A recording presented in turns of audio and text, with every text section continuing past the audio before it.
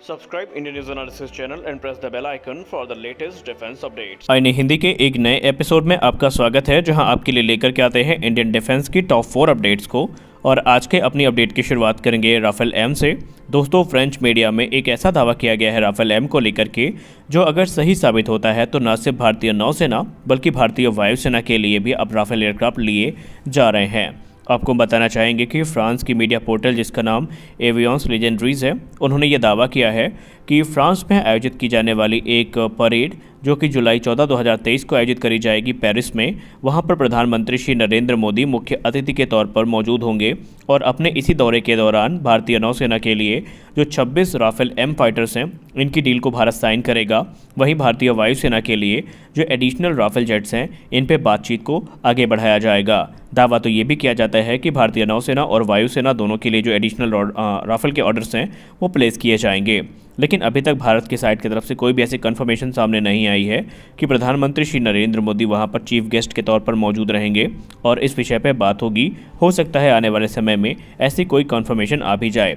हालांकि रिपोर्ट्स पहले भी सामने आती रही हैं कि भारतीय नौसेना के द्वारा जो राफेल एम है, इनको सेलेक्ट किया गया है और जून में जो डील है वो साइन करी जाएगी। हालांकि जून में डील का साइन होना अपने आप में थोड़ा मुश्किल लगता है, क्योंकि अभी बहुत सारे जो प्रोसेस हैं वो होने बाकी हैं और तकरीबन इसमें इस वर्ष के अंत तक का तो समय लग ही सकता है। खैर, अगर हम बात करें भारतीय नौसेना की, तो भारतीय नौसेना के कई जो अधिकारी हैं वो राफेल एम का समर्थन करते दिखाई पड़े हैं, क्योंकि भारतीय नौसेना को ऐसे प्लेटफॉर्म चाहिए जो कि इंडियन एयरफोर्स के जेट्स के साथ कॉमनैलिटी को शेयर करें। तो उस केस में राफेल एम ही इकलौता फाइटर एयरक्राफ्ट है जो कॉमनैलिटी को शेयर करेगा और जो F-18 सुपर हॉर्नेट हैं, इनके चांसेस ऑलरेडी काफ़ी कम हुए हैं। तो देखते हैं भारत के रक्षा मंत्रालय के द्वारा ये जो निर्णय है ये कब लिया जाएगा। रिपोर्ट्स में ये भी दावा किया जा रहा है कि इंडियन एयरफोर्स के लिए एडिशनल राफेल की जो एक और स्क्वाड्रन है, या 1 से 2 स्क्वाड्रन जो कि F4 स्टैंडर्ड की होंगी, उनका ऑर्डर भी दिया जा सकता है। लेकिन इस पर अभी हम दावा नहीं कर सकते, क्योंकि ये सिर्फ र्यूमर्स हैं। ये कितने सही होते हैं, इसके लिए हमें इस दौरे का इंतजार करना पड़ेगा, जहाँ पर यह दावा किया जा रहा है कि प्रधानमंत्री श्री नरेंद्र मोदी फ्रांस के दौरे पर जाएंगे। हमारी अगली बड़ी अपडेट तेजस मार्क 2 प्रोग्राम को लेकर के आ रही है।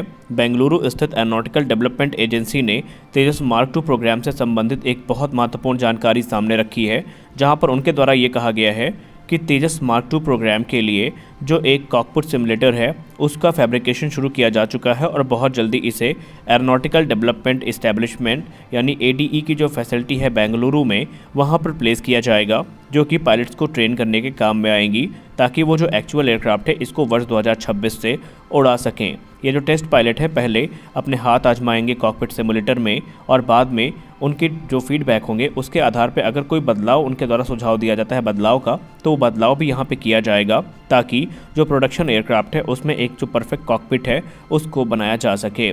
आपको हम बताना चाहेंगे कि तेजस मार्क 2 में साइड स्टिक कंट्रोल्स हमें देखने को मिल सकते हैं। इसके अलावा अगर हम बात करें दूसरे चेंजेस की, तो इसमें जो स्क्रीन है वो उसमें भी एक बड़ा हमको बदलाव देखने को मिल सकता है। इसकी संभावनाएं प्रबल हैं। लेकिन हम आपको ये भी बताना चाहेंगे कि तेजस मार्क 2 प्रोग्राम में कोई ट्विन सीटर कॉन्फ़िगरेशन नहीं है, यानी कि जो ट्रेनर वेरिएंट हैं वो तेजस मार्क 2 में देखने को नहीं मिलेंगे। इसलिए ये जो सिमुलेटर्स हैं ये एक अहम भूमिका निभाने वाले हैं। हालांकि बाद में जब हमारा HLFT-42, जिसको हम मारू 2.0 भी कहते हैं, जब वो बन के तैयार हो जाएगा तब की बात दूसरी है।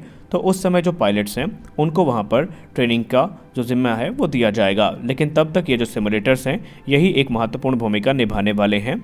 इंडियन एयरफोर्स को काफ़ी बेसब्री से इन फाइटर जेट्स की ज़रूरत है, क्योंकि भारतीय वायुसेना अगर इन जेट्स को बड़ी संख्या में नहीं खरीदती है तो भारतीय वायुसेना के लिए अपनी स्क्वाड्रन क्षमता को बनाए रखना ही एक सबसे बड़ा चैलेंज हो जाएगा। रिपोर्ट्स ये क्लेम करती हैं कि तेजस मार्क 2 तकरीबन 200 से ज़्यादा की संख्या में भारतीय वायुसेना को आने वाले निकट भविष्य में ज्वाइन करेंगे और इस पर आधारित एक इलेक्ट्रॉनिक वॉरफेयर वेरिएंट भी आने वाले समय में हमको देखने को मिल सकता है। इस पे भी अपडेट्स आती रही हैं, तो देखते हैं आगे हमें क्या देखने को मिलता है। जैसा कि आपको याद होगा, हमने एक रिपोर्ट में बताया था कि भारतीय वायुसेना में जो फाइटर जेट हैं इनकी संख्या तो कम है ही, लेकिन भारतीय वायुसेना इस समय ट्रेनर की कमी से भी जूझ रही है। भारतीय वायुसेना को 300 से ज़्यादा ट्रेनर्स की ज़रूरत है, लेकिन हमारे पास रिपोर्ट के हिसाब से 280 से ज़्यादा ही ट्रेनर्स मौजूद हैं।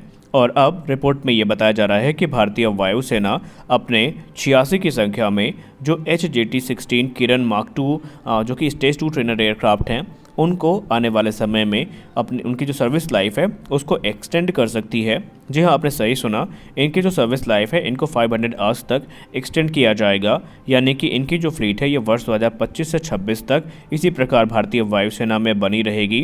क्योंकि भारतीय वायुसेना के लिए जो HAL का SJT 36 सितारा था, जो कि एक इंटरमीडिएट जेट ट्रेनर है, इसमें कुछ टेक्निकल इश्यूज़ थे जिनको अब तो रिजॉल्व कर लिया गया है, लेकिन अभी भी इसे एक लंबा रास्ता तय करना है। HAL ये क्लेम करती है कि उन्होंने जो स्ट्रक्चरल इश्यूज़ थे SJT 36 सितारा के, उनको फिक्स कर लिया है और अब ये जो इंटरमीडिएट जेट ट्रेनर है ये अपने सर्टिफिकेशन के लिए तैयार है।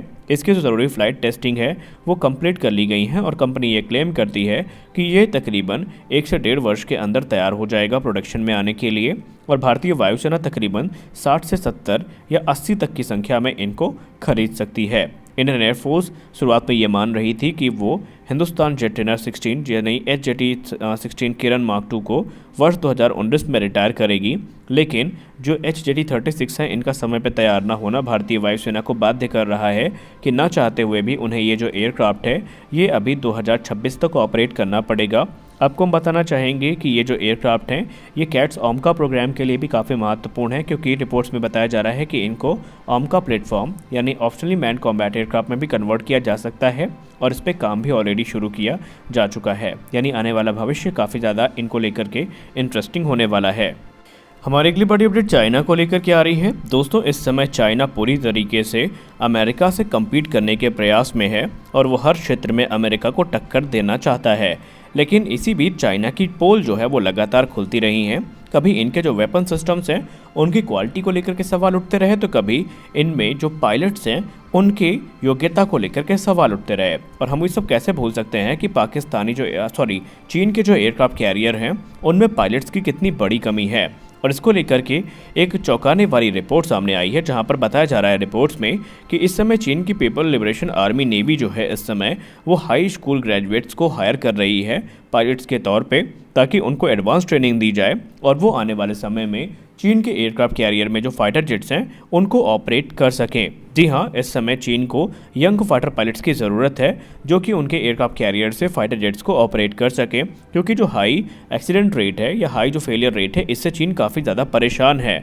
आपको हम बताना चाहेंगे कि इस समय हर शिप में तकरीबन चीन को 100 से ज़्यादा पायलट्स की ज़रूरत है, लेकिन ये संख्या चीन पूरी कर नहीं पा रहा है और इसके चलते एयरक्राफ्ट कैरियर और फाइटर जेट्स होने के बावजूद जो पायलट्स हैं वो नहीं उपलब्ध हो पा रहे हैं। इनफैक्ट चीन ने काफ़ी जो वेस्टर्न पायलट्स हैं पूर्व उनको हायर करना भी शुरू किया है ताकि वो उनके पायलट्स को एडवांस ट्रेनिंग दे सकें, जो कि नेवी एयरक्राफ्ट कैरियर से फाइटर जेट को उड़ाने के लिए ज़रूरी होती है। और आपको तो पता ही होगा कि कई पायलट्स पकड़े भी गए हैं और उस पर उनके जो संगत देश हैं उन्होंने काफ़ी बड़े जो आरोप है वो लगाते हुए सज़ा भी उनको दी है। लेकिन चीन इस चीज़ को लेकर के काफ़ी डेस्परेट है कि कैसे वो अपने पायलट को तैयार करे जो कि उनके एयरक्राफ्ट कैरियर से फाइटर जेट्स को उड़ा सकें, और चीन इसके लिए कुछ भी करने के लिए तैयार है और चीन एक बड़े प्रोग्राम के साथ सामने आ रहा है। आने वाले भविष्य में चीन J-15 और J-31 जैसे जेट्स हैं उनको एयरक्राफ्ट कैरियर से ऑपरेट करेगा और इसके लिए बड़ी संख्या में जो पायलट्स हैं उसकी ज़रूरत होने वाली है।